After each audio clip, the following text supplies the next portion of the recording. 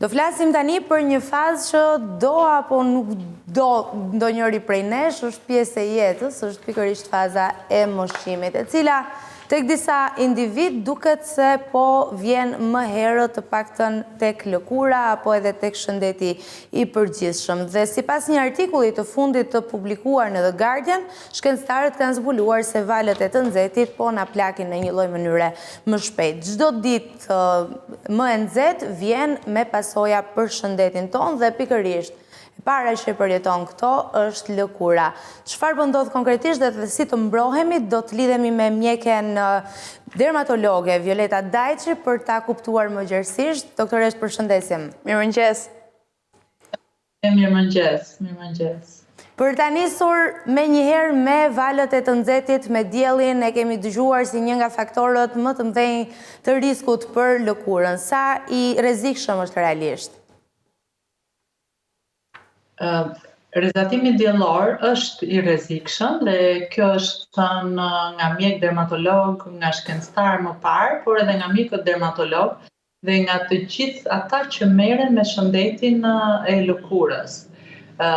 Por vala e të nxehtit që është shtuar tashmë, temperaturat shumë të larta, kuptohet që ka një ndikim akoma më të fuqishëm dhe më të rrezikshëm në lëkurën tonë. Kjo po ndodh fuqishëm këto kohë për arsye të ndryshimeve klimaterike që kanë ndodhur në globin tonë, për arsye të ndryshimeve të mëdha të temperaturave, të humiditetit të ambientit dhe në një farë mënyre dëmi që ne vetë popullsia e botës i ka shkaktuar natyrës, po na kthehet në një farë mënyre në plakjen ose në shkurtimin e jetës popullsisë të botës.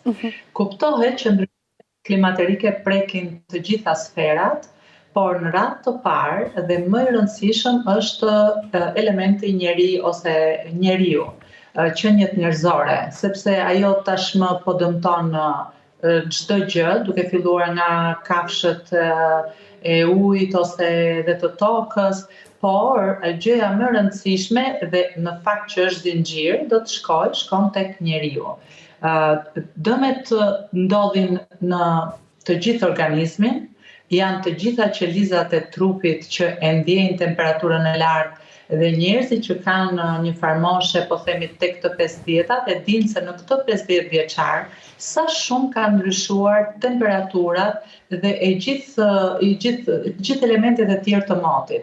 Sa më pak shi bie, sa shumë kur bie, në çfarë lloji dhe beshi bie, nëse përpara stinët kishin një lloj kuptimi, ne tashmë të gjithë e kuptojmë, e vëmë re që stinët kanë ndryshuar për arsye të këtyre ndryshimeve.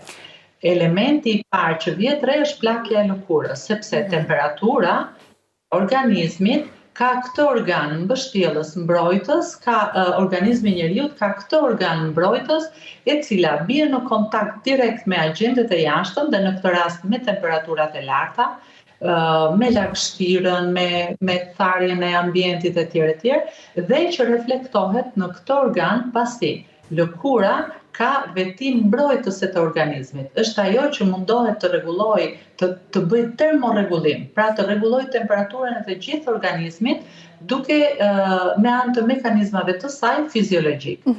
Por duke u sforcuar për të bërë këtë lloj mbrojtje të organizmit, kuptohet që ajo dëmtohet dhe plaket në vetvete. Ndërkohë, cilat ishin ato shenjat e para që ne të kuptojmë se po plakemi nga këto temperaturat që ndryshojnë me kalimin e kohës? Se i mësuar të shohim ato njollat e diellit edhe themi që kjo është një arsye ndoshta, po nga ana juaj edhe profesionale, si mund ta kuptojë dikush në përditshmëri që këto po ndikojnë, që më pas na orientojnë? Njollat që shfaqen nga dielli ose melazma, që mund të jenë të trajtave të ndryshme të vendosura kryesisht në pjesën e fytyrës, në fakt janë le të themi një problem shumë i vogël dhe problem estetik. Problemi i madh është tharja e lëkurës, rrudhja e saj, pra humbja e elasticitetit të lëkurës, humbja e lëngjeve dhe yndyrës që fiziologjikisht duhet të ishin në lëkurë dhe ato pastaj e bën lëkurën të shëndetshme. Por në rastin kur ne qëndrojmë në temperatura ekstreme, pra në temperatura shumë të larta, por edhe kur të ketë temperatura shumë të ulta, që do të ndodhin në këto ndryshime klimaterike të fuqishme që po vihen re në globin tonë, lëkura ka disa veti e cila e bën që ajo të mblidhet, qelizat e saj të kurren, nxjerrin jashtë lëndet, sekretojnë lëndet që janë lëndë yndyra kryesisht, elektrolitët dhe ujin. Duke nxjerrë këto lëndë, të cilat normalisht qëndrojnë në qelizat e lëkurës dhe bëjnë lëkurën të shëndetshme, në rastin e këtyre temperaturave ekstreme, ato janë të detyruara të dalin për të krijuar këtë mbrojtje në organizmit, duke dalë me tepri, pra duke qëndruar për kohë të gjatë në temperatura të tilla, kuptohet që dëmi është i madh, i pariparueshëm në disa raste dhe normalisht vjen dhe plagja e lëkurës, sepse dalja e ujit, e elektrolitëve nga lëkura dhe e lëndëve yndyrore do të bëjë që lëkura jonë në fillim të thahet, të dehidratohet dhe më pas do të fillojë rrudhja dhe krijimi i rrudhave i plakjes së saj. Por nuk është vetëm ky një problem. Temperaturat e larta dhe dielli shumë i fuqishëm shkaktojnë kancere të rëndësishëm dhe të rrezikshëm në lëkurën tonë, kryesisht në atë që është ekspozuar në rrezatimin diellor, siç janë melanomat dhe kanceret e tjerë të lëkurës, bazoqelizor, spinoqelizor dhe disa nëntipe të këtyre dy të fundit, të cilët pastaj japin plagë të dukshme në lëkurë, japin problematika dhe deri edhe në shkurtim të jetës. Doktoresh, do doja që të ndaleshim pak më gjatë te kanceri i lëkurës, ju e shpjeguat edhe sqaruat fare thjesht, po për një qytetar patjetër që përbën interes të madh të kuptojë se ne shohim shpesh ndonjë njollë në lëkurën tonë, shohim shpesh që ka njerëz që kanë shumë nishane. Si rriten faktorët e riskut për kancerin e lëkurës dhe ndoshta cilat janë ato element që një person duhet ta çojë tek mjeku dermatolog për një kontroll më të specializuar? Në qoftë se keni nishane në trupin tuaj dhe sidomos kur keni shumë, por kjo nuk do të thotë njeriu mund të ketë vetëm një nishan dhe ai të bëhet malign. Në qoftë se keni nishane, patjetër duhet të drejtoheni te mjeku dermatolog për t'i kontrolluar ato, sepse nishanet në vetvete janë element të cilët marrin atë ngjyrën kafe sepse kanë shumë melanocite. Është grumbullim i melanociteve, të cilët në kushtet e ekspozimit të fuqishëm në rrezatim diellor, të pa kontrolluar, të pa mbrojtur dhe për kohë të gjatë, atëherë ato degenerojnë, pra fillojnë të bëjnë mitoza ose shtim të pa kontrolluar të këtyre qelizave, ndarje qelizore, formim të qelizave të reja në mënyrë të pa kontrolluar.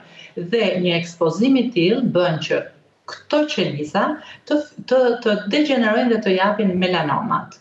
Melanoma është shumë i rrezikshëm, zëvendin e tretë në botë për nga vdekshmëria që sjell, pra pas kancerit të pulmoneve dhe të gjirit, ajo është kancer shumë rastës për arsye se jep shumë metastaza. Ka organet e tjera, invadon, futet nëpërmjet rrugëve të gjakut dhe shkon jep metastaza në të gjithë organet e trupit tonë. Kështu që nëse keni nishane, duhet të ruheni nga ekspozimi në diell, nga temperaturat e larta dhe duhet patjetër të bëni kontrolle tek mjeku dermatolog për t'i parë në dermatoskop dhe për të vendosur një diagnozë të hershme kur këto nishane fillojnë të ndryshojnë, është e mundur që të prevenohet, të parandalohet degenerimi malign dhe sjellja e vdekjes nga ato. Ndërsa nëse nuk kujteseni, kuptohet që ato, sepse të gjithë pacientët kur drejtohen për një nishan, në fakt thonë nuk më dhëm, nuk më kryet, nuk duhet të prisni t'ju ndodhin gjëra të tilla. Ato nuk ndodhin edhe kur ju keni metastaza, pra kur sëmundja ka arritur në një grad të shkallës së fundit dhe po sjell vdekjen tuaj. Por duhet patjetër të drejtoheni tek mjeku nëse vini re ndryshime të madhësisë, të formës, rritje të shpejtë të një nishani, duhet të drejtoheni tek mjeku dermatolog me patjetër. Ndërsa elementet e tjera, kanceret e tjera, më fal. Po, vazhdoni. Ndjes, vazhdoni. Ndërsa kanceret janë kanceri bazoqelizor dhe spinoqelizor, që kryesisht shfaqen në pjesën e fytyrës, aty ku dhe ekspozimi diellor është më i madh, është gjatë gjithë kohës së vitit, aty duhet ato shfaqen në trajtën e plagëve të vogla ose të ngriturave të vogla, por nuk ndërtohen mbi një nishan, nuk zhvillohen mbi një nishan dhe në përgjithësi kanë ecuri të mirë. Pra ju drejtojeni te mjeku, vjet një diagnozë, ai mund të jetë në fazat e para dhe trajtohet me krioterapi ose djegjen me azot që e njohin njerëzit, dhe në faza më të avancuara ose kur është në diametër shumë të madh dhe varet dhe nga zona, se ku shfaqet, atëherë ajo vendoset duhet të bëhet kirurgji. E qartë, doktoresh, në përfundim do doja patjetër që në këto pak minuta që na kanë mbetur në fakt nga transmetimi i Start, të japin disa këshilla se si ti paraprim gjitha këtyre ndikimeve që na vijnë nga ndryshimet klimatike. Ndoshta të kuptojmë, ta vendosim çdo ditë apo jo? A na mbron mjaftueshëm SPF-ja? Na mbron, SPF-ja ju mbron nga rrezatimi diellor, por nuk të mbron nga temperaturat e larta. Ndaj duhet të merrni shumë ujë, sepse uji që ju konsumoni ose lëngjet e ndryshme, sidomos lëngjet e frutave dhe të zarzavateve, ndikojnë shumë për të shtuar ujë në qelizat tona, por për të shtuar dhe elektrolitet. Elektrolitet janë këto përbërësit e kaliumit, natriumit, kalciumit, etj., të cilët e mbajnë të lidhur ujin në qelizat tona. Pra në qoftë se merrni ujë, por merrni dhe zarzavata dhe fruta, ju do të jeni më të hidratuar. Në përgjithësi që lëkura edhe të mos plaket, edhe mos dëmtohet. Por, nga ana tjetër duhet, kur temperaturat janë shumë të larta, duhet të përdorni shpeshherë freskim me anë të ujit të zakonshëm, të lageni në pjesë të ndryshme të trupit tuaj, sepse ajo në një farë mënyre e ul temperaturën, por e ruan dhe lëkurën. Do të bëja edhe një thirrje shumë të madhe dhe të fuqishme nga ana tjetër që ne të japim kontributin tonë, sado të vogël, për të ruajtur ambientin, për të ruajtur klimën, për të ruajtur globin nga këto temperatura të larta. Gjithsecili mund të luftojë nga pak. Mos t'ju duket shaka, por nëse ju një qese e përdorni 2 herë, kur e merrni në shtëpi, mund ta përdorni edhe për një përdorim tjetër, të mos e hidhni direkt në kosh. Kjo është një ndihmë e madhe që nëse do ta bënin të gjithë njerëzit, do kishte shumë pak plehra. Më vjen shumë keq kur shkojnë nëpër supermarkete dhe pyetja e parë që të bëjnë shitset